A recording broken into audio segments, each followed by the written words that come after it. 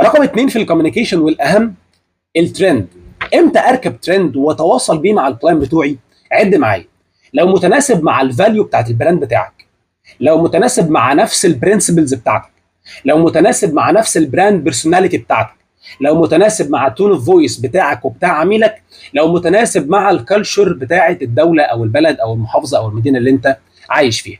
لو الخمس فلاتر دول او الخمس موازين دول عديت عليهم الترند، لقيتهم التشيك ليست تمام، تبدا ان انت تستخدم الترند بشكل هيلثي ويفيدك. لو عملت غير كده، الترند هيجيب لك توكسيك اودينس مش هم السيجمنت بتاعك، وهيجيب لك ناس مش مهتميه اصلا ان هم جم بالماجنت بتاع الترند، لكن بعد كده هيستنوا منك اشياء انت اصلا ما بتقدمهاش.